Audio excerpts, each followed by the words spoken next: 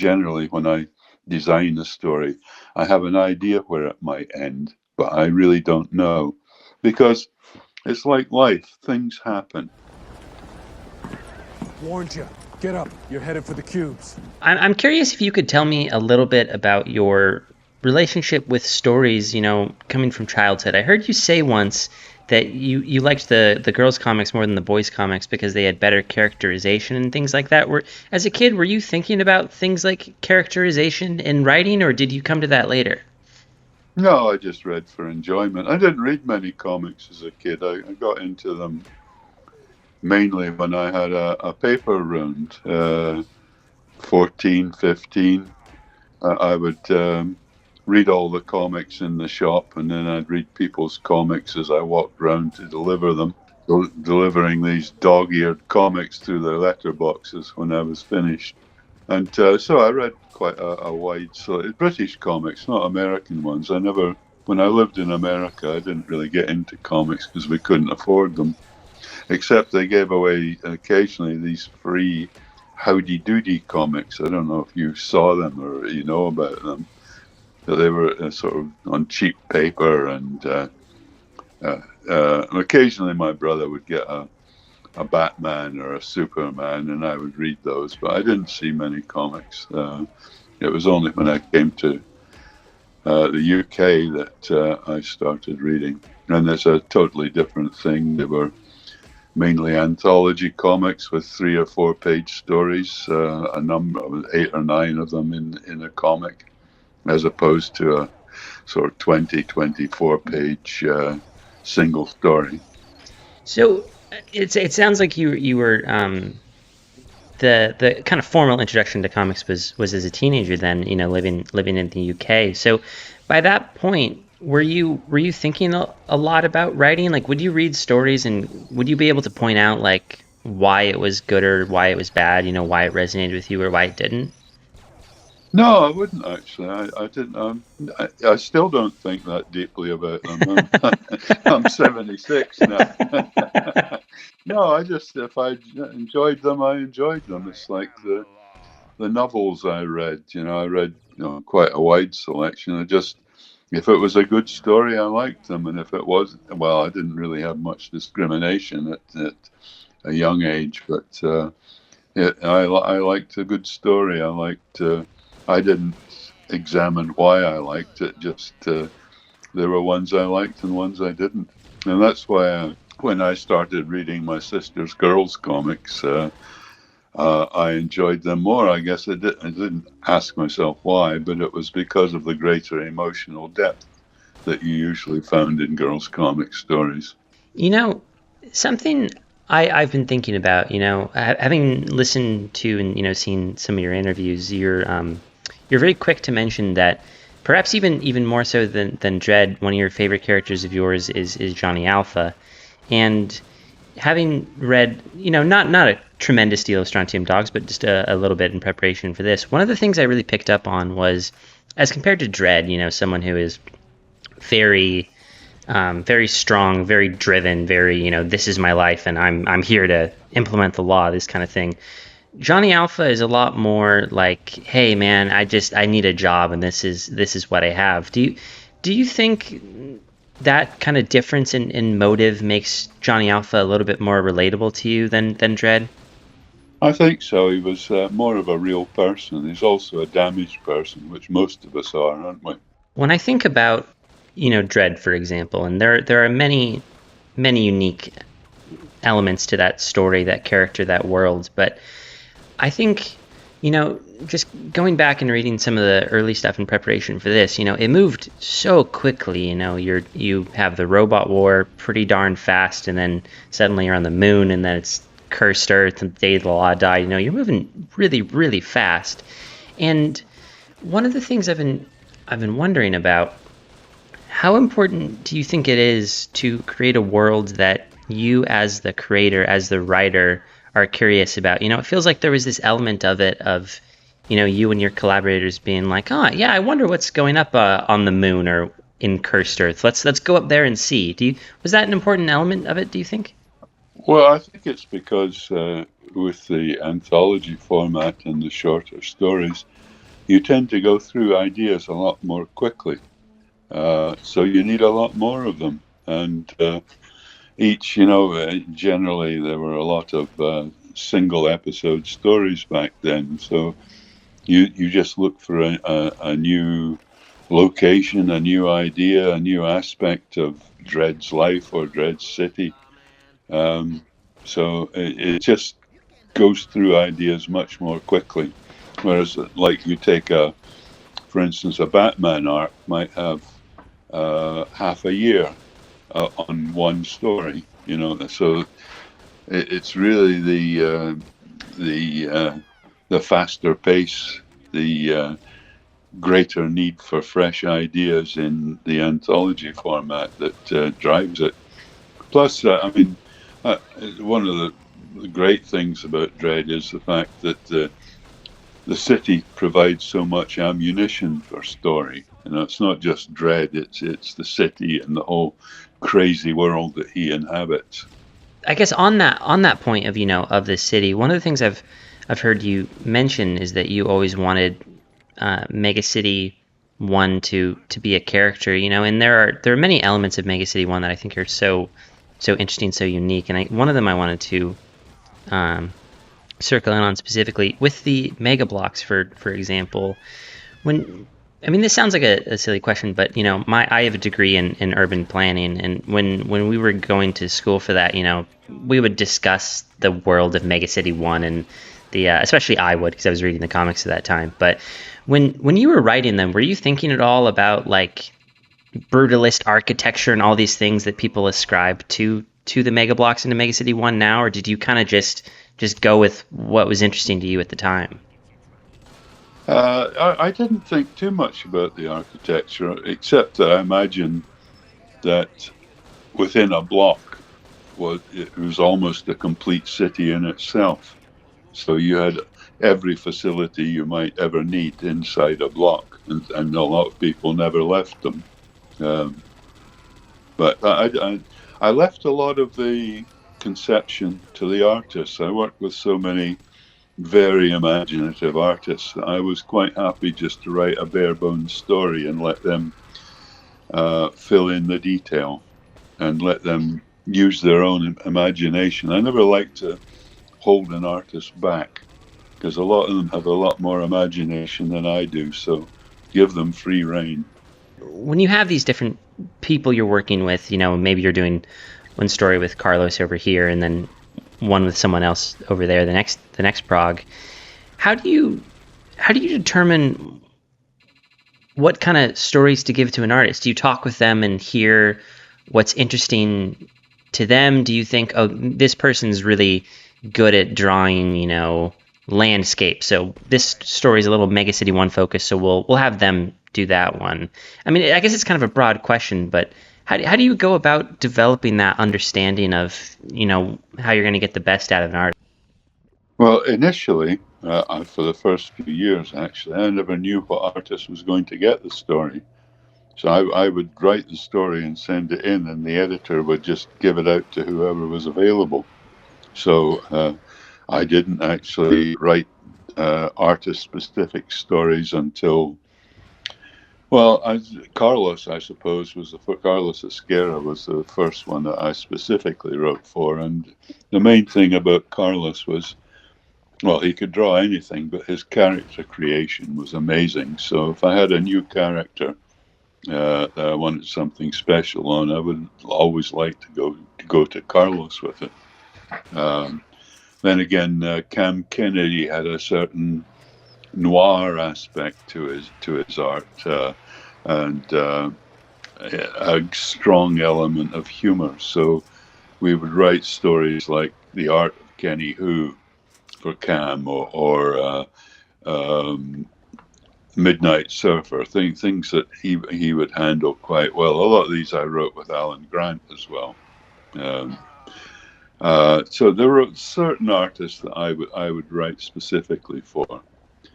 For instance, Ian Gibson, I knew, was wonderful on robots.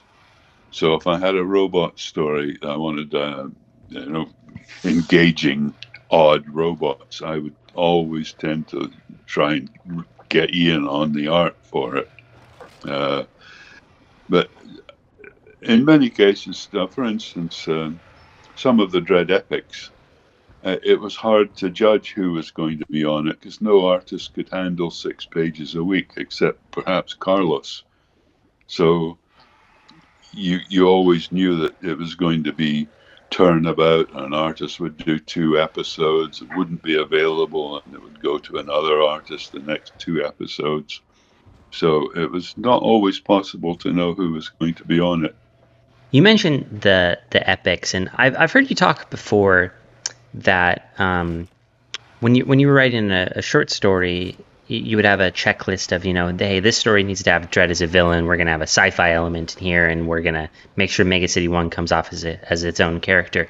When you're doing an epic, did you have checklists like that, or was it maybe a little bit more abstract, kind of in your own mind? Well, it was just a general checklist when writing Dredd, especially at the beginning when I just wanted to make sure I got as many of the important elements in as I could. But on the epics, no. I just usually I didn't know what the hell was going to happen, so I just went with what seemed best on the day. I would have a possible ending in sight and a few incidents along the way, but not much more than that. And it was pretty free flow. But I didn't bother with the checklist. But after a while, it kind of gets into your bones what Dredd is, and you don't have to think too hard about. I look at a story and I think, oh, this is very prosaic, very 20th century. Let's put something a bit odd in there. Or Dredd's coming over as too nice here. What can he do that's really horrible? So it was something that I just sort of understood without thinking too much about. I'll take us in a slightly different direction here. Can you tell me what, if anything, did you learn about endings from Philip K. Dick? To try and write better ones. I love Philip K. Dick, and I loved his books up until about 3/4 of the way through, and then I don't know whether he got fed up with them or he didn't care. But the endings always seemed to go a bit screwball and not quite satisfying. But I certainly did like Philip K. Dick. I was reading Button Man, and I think it's such an interesting depiction of, you say in the intro, just a complete cold-blooded psycho, just homicidal maniac. And when you're writing a character like that, do you sit down and study like psychopaths and how they react to things, or is it kind of, again, just going by feeling and what seems right? No, I just remember my dad.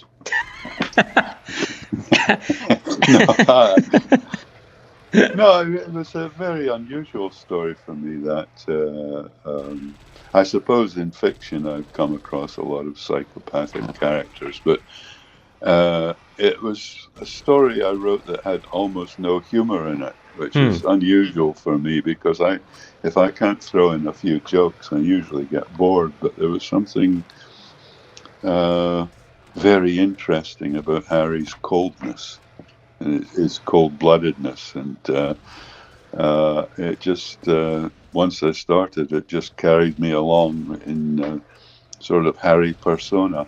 You mentioned your interest in the coldness. Do you think it's important for you as the writer to have, a hook in the story that you personally are curious about and you want to see how it turns out? Do you think that's at all part of the secret? Oh, absolutely. It's if I work out a story in too much detail, I can't be bothered writing it. So I like a story to be a sort of voyage of discovery for me as well. Something that keeps me interested. I seldom know where a story is going to end up. One of the few ones that I did know the ending of was America, but I had to know that. But generally, when I write a story, design a story. I have an idea where it might end, but I really don't know. Because it's like life, things happen that can change the whole velocity or direction of your life. You just don't know. It's events. You just don't know what's going to happen. And so I liked it. It's quite often a story will completely change as I write it. And most of the stories, when I start off with bare bones, they're not that interesting. It's as I write and develop a story, things occur to me that make them a lot more interesting. And I like that aspect of it too. Like I'll be working on a story and I'll think, hey, what if this happened? And then what if that happened? You know, and it just makes it all so much more interesting for me, and I hope the readers too. You know, of course, a lot of writers end up getting asked about, you know, hey, John, where did your idea for this story come from? I'm not going to ask you that, because you know, but I did pick out one story, and I kind of tried to guess where I thought the idea came from, and I'd love if you could just let me know if I'm at all close. Ace Trucking Co. The idea to me feels like, hey, what if we did Star Trek, but we had morally flexible working class protagonists? Is that at all close? No, it more stemmed from my brother. My brother was still in America then, and he was a CB enthusiast, and he used to often write to me in CB speak, and we just thought, and also he sent me actually a CB dictionary so I could sort of riff off that for the story, or Alan and I could. But it was also because they wanted a story for Massimo Bellardinelli, and we love Massimo's artwork. He's the most imaginative artist, but we never liked his people. They just didn't look right. So we wanted to design a story with no humans or very few humans in it, and that's really where it came from. Obviously, I would think we were very influenced by Star Trek, because I used to really dislike Doctor Who. You know, when I watched on the television, I thought, oh, it's so ham-handed. The scripts could be so much better. The sets kept shaking. If you closed the door, it rattled. And then one day I was watching telly, and on came Star Trek, and I thought, fucking hell, this is how it should be done. You know, a much more classy production. And so I became a bit of a Star Trek fan. So I would think, obviously, Ace Trucking was quite heavily influenced by it. Was the Twilight Zone at all an influence on your work? I feel like I see like a lot of commonalities, but I'd be curious if it impacted you. No, I never saw many of those. I saw one or two before I left America, but our TV never worked properly. It was one of these things that kept going fuzzy and moving horizontal lines, and so we could only occasionally get one or two stations, and then they blinked out, and then a valve went. So I didn't really watch much television in America. Yeah. Things I remember, like I always wanted to watch Mr. Ed, but we could never get it. Beverly Hillbillies I really got into over there. For some reason I could watch the Beverly Hillbillies. I can still sing you the song. But I probably saw 3 or 4 Twilight Zones, and that's about it. And I never really got into them when I was over here, although I think some of them are pretty good.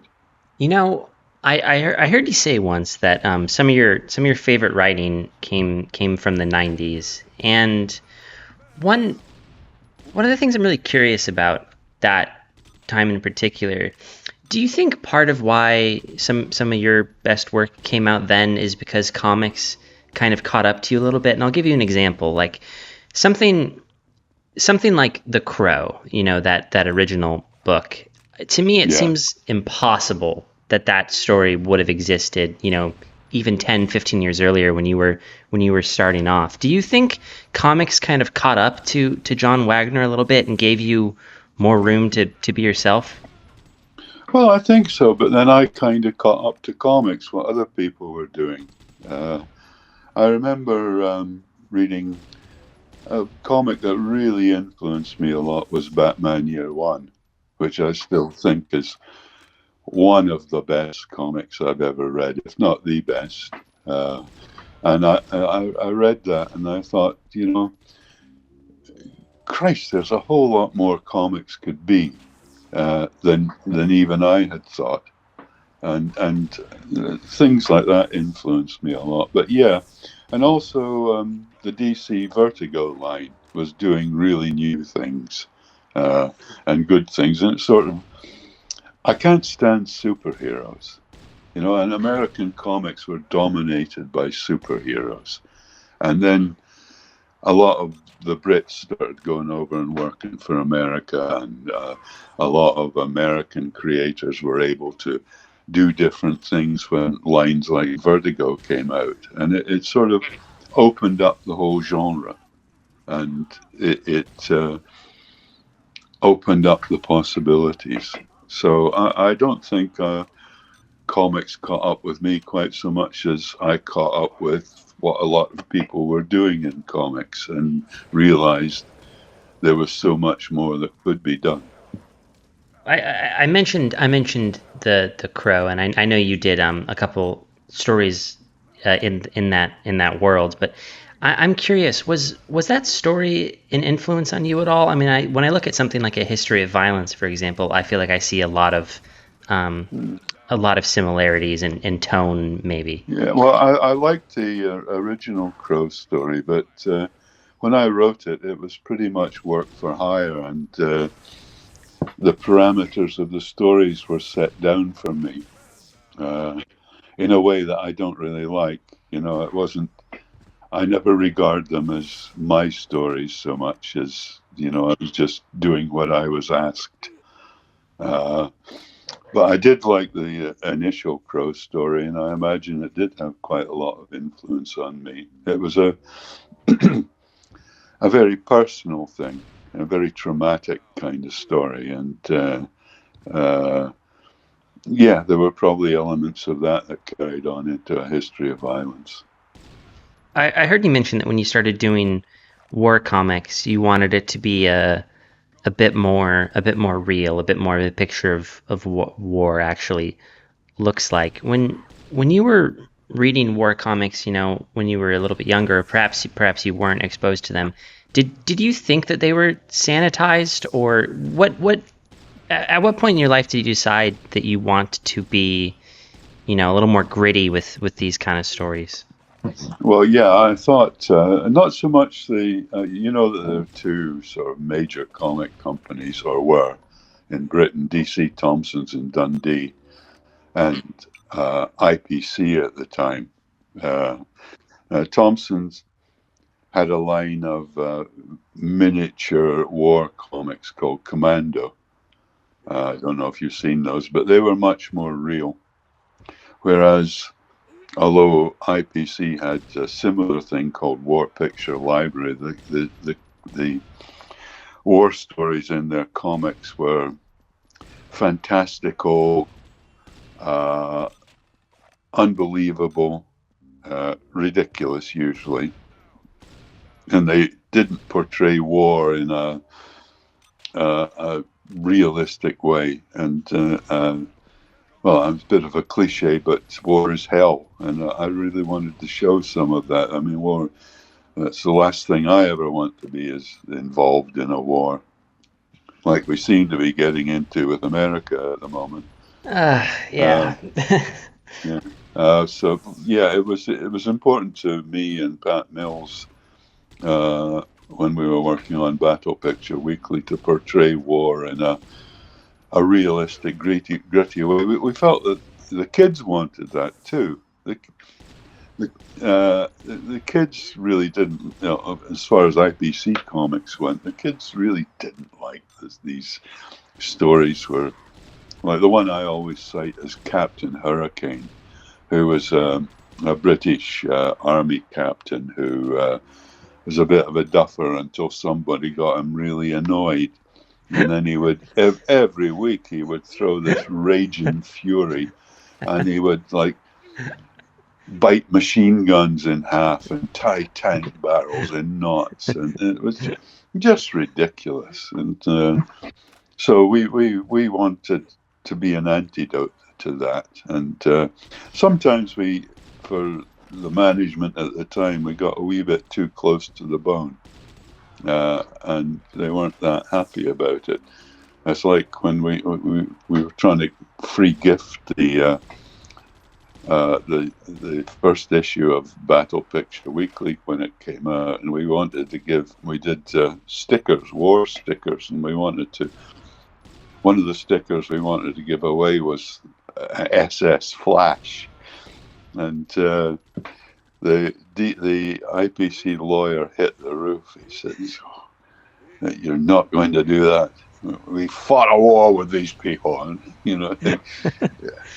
so we had this big meeting in the publisher's office where it was me and Pat Mills against Peter Mason, who we called Perry Mason, the IPC lawyer. But he won the battle, which I'm glad of that. I don't think we should have been giving away SS stickers. And we were callow youths who hadn't been through the war, and so we didn't realize the full emotional implications of it to people who actually had. And most of the people in IPC, most of the older people actually had fought in the war. The IPC managing editor had been a glider pilot and flew a glider into Paris, into France on D-Day, things like that. So we had a certain, temerity. We were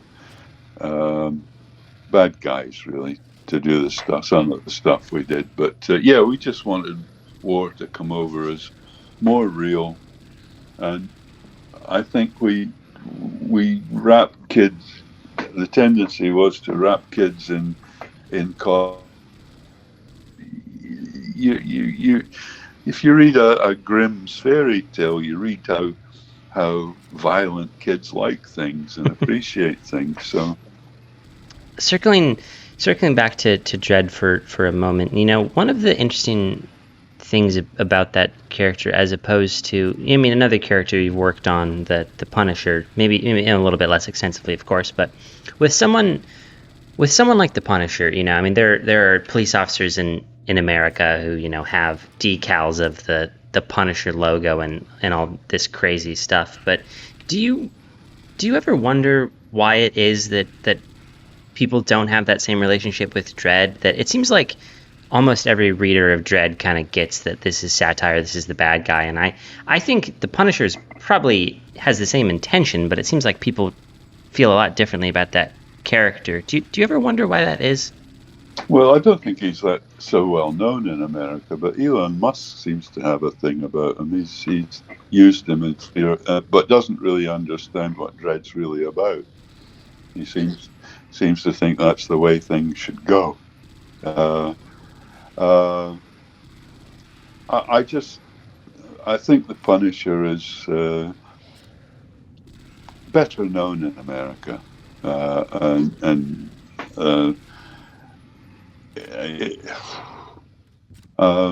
no, it doesn't surprise me that Dredd's not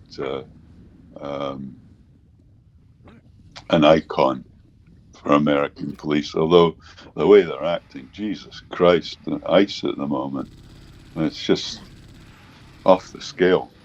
No, it really is. I couldn't even begin to put a point in it, really. But it is. I have Facebook friends in America who tell me they disguise their identity when they're making comments on Facebook because they just don't want their apartments burst into, and it's just terrible. Another 3 years of it too. Jesus. Anyway, I heard you mention once that comedy writing is always better with a partner, and I'm curious if you might just be able to elaborate on what you meant by that. Well, you have somebody to throw a line off. You have you're trying to think. It just works better with two people, or three or four. They have big uh, offices full of them in American TV comedy. But uh, it's like, say, the first Bogeyman story that Alan and I wrote together. I was concentrating more on making sure that the story ran properly the way we wanted it. And I remember thinking, oh, God, Alan's coming up with most of the best lines in this, sort of jealous of him because a lot of the really good lines were his. But you feed off each other. And like, I could say one thing and Alan would improve it, and then I'd improve what he'd say. And, it really does help. Whereas I think a story with strong emotional content is much more difficult to write with someone else, mainly because it's quite often a thing that you feel rather than can express easily or even want to express. Uh, Whereas comedy, action, they're things that two people can easily collaborate on, and uh, it's just a matter of feeding off each other. A lot of your because I think especially in the Dredd world, perhaps more than some of the other ones, you have a lot of tremendous sequels and follow-ups to stories. And I'm curious, with things like those, do you keep a list of like all the stories you might want to revisit, or does it just exist in your mind and then you go one day, all right, let's take another crack at that? How do those come about? That's pretty much what you said at the end. I don't keep a list, but I'm looking for a story, and sometimes people say to me, "Well, what's happening with PJ Maybe?" And I think, yeah, it's time I did another PJ Maybe story, or is PJ Maybe really dead? Uh, but it's just sit down to think of a story, and sometimes I look through my workbook and check all the things I had done in the past and say, oh, yeah, I could do a sequel on that. That would be interesting. Uh, Sometimes I remember them and think, well, I'd like to follow up on that. Uh, Often I get suggestions from readers. And sometimes the editor will say to me, I haven't done anything on that for a while. Whatever happened to that character? Um, and like, I do get on, like, I've been writing a lot of stories about robot judges, which I'm quite fascinated by, and I think eventually it'll happen. Uh, I've done a lot of work on that, and I do keep coming back to certain themes like that. I don't know if you've ever sat down and tried to examine this question. So perhaps it's something you won't have an answer to. But when you were coming up in British comics, of course there was DC Thompson and IPC, like you said. Some great powerhouse weekly comics. But nowadays there aren't so many of those. But it seems like for whatever reason, weekly stories have really stuck around in Japan, for example, with Shonen Jump and things like that. Do you ever wonder why, or have you ever looked into why, they seem to be doing so well in Japan, but in the UK and the US, they're not, they're a harder sell? Yeah, no, I, I don't wonder why, but I think it's sad. I remember as a youth, and when I first started out, you could go into a newsagent shop in Britain, and you'd see every week 30 or 40 different comics on the stands. And uh, I think there became too many competing interests for kids. And it sort of was a vicious circle. As kids stopped buying comics, comics got fewer, comics increased in price, got harder to buy, and until now it's a bit of a comic desert over here. I don't know what it's like in America, but it's not like it was. I don't know why it's so popular in Japan, and in a way, France has quite a good market for them too, in a more adult kind of way. The Japanese market's really interesting. I don't particularly like manga, and I don't particularly like Japanese comics, but they are very healthy, aren't they? And they spawn a lot of film and television too, I believe, over there. So I don't, I've never really given any thought to why in Japan they're so popular, but I know that they are, and I envy them. We talked about it from the reader's perspective a little bit. Kids, there were too many comics competing for their attention, and then they went up in price, that kind of thing. But it seems like that weekly comic model was really important for creators, and I'm sure you can correct me if I'm mistaken, but like I think it made it so that, let's take someone like a recent collaborator, Dan Cornwall, for example, which I believe you picked out from a fanzine, but I think 50 years ago someone like that would have probably had a blossoming comic career just instantly by nature of their talent. But it seems like nowadays you have to really be completely obsessive. You have to be super lucky to get a job in comics. But yeah.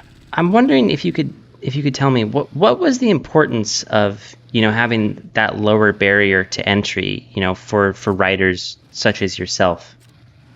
Well, it was so vital. I mean, I look at fanzines today, and I think, back in the day, every one of them practically would have been a professional writer or artist. They would have been making a good living out of it. And here they're struggling. They don't get paid properly. Independent comics are published, and everyone that does them loses money on them. But it was a training ground as well. People ask me, what tips would you give me? And I say, if you're a writer, write. If you're an artist, draw. Because you don't get any better unless you're doing it. And that's what happened with artists and writers, that they started out, like Pat Mills and I started out on one-page funny, silly stories, but at least it was an in, and it got us writing. And as we wrote more stories, our writing improved. I'm a vastly better writer now than I was back then.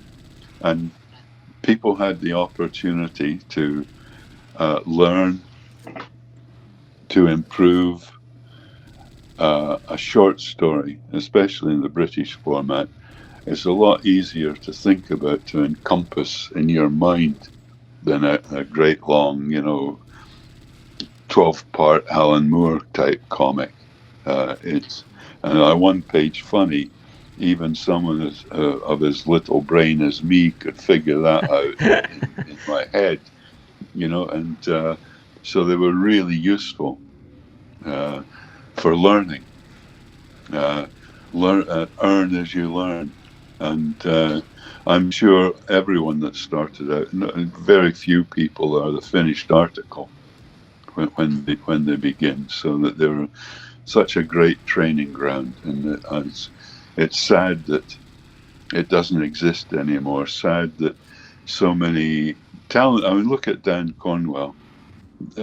Look at how he's blossomed since he's been writing. He's been drawing rock and Dredd and other things, and he's a real staple with 2000 AD now, and his art is very impressive, but it's so hard to break into. There's so few slots left, and that's a shame. One of the things I've been kind of curious about, or that I noticed, a common theme, it seems, in your work, and two examples jump to mind, one being Judge Death and one being I can't remember the character's name, but the antagonist in that Doctor Who story I mentioned, City of the Damned. It seems like there is an interest on in your part of identifying, what the root cause of violence or of crime is. In the case of Judge Death, the crime is life, the sentence is death, and in the case of the character from Doctor Who, it was, emotion is the cause of all crime. Having dedicated much of your life to, the maybe not the study of violence, but certainly the at Not least the application, I hope.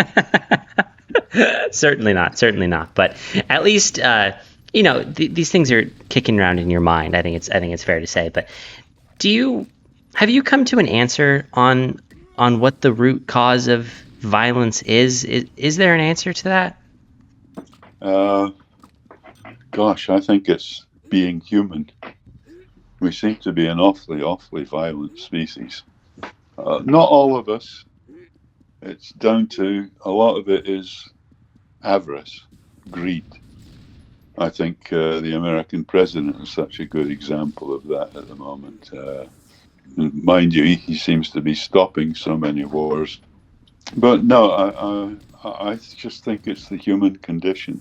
I can't remember I believe it was a French director. I didn't write it down, but someone once said that there's no such thing as an anti-war film. That kind of idea.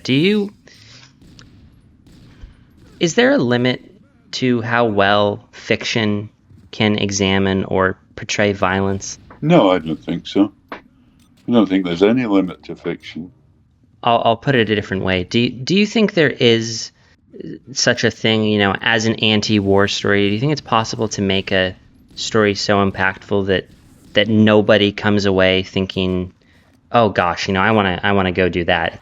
Yeah, well, I think it's possible, but I don't think it's possible to convince every person who sees something, because people are so different. I mean, going back to the political situation in America at the moment, you would think, for instance, having seen the insurrection on January the 6th, that nobody could ever vote for that man again. And yet 70 million Americans did. So there's no film that's going to influence everybody that sees it. There's films that will influence a majority of the viewers, but different people are going to take different messages from anything.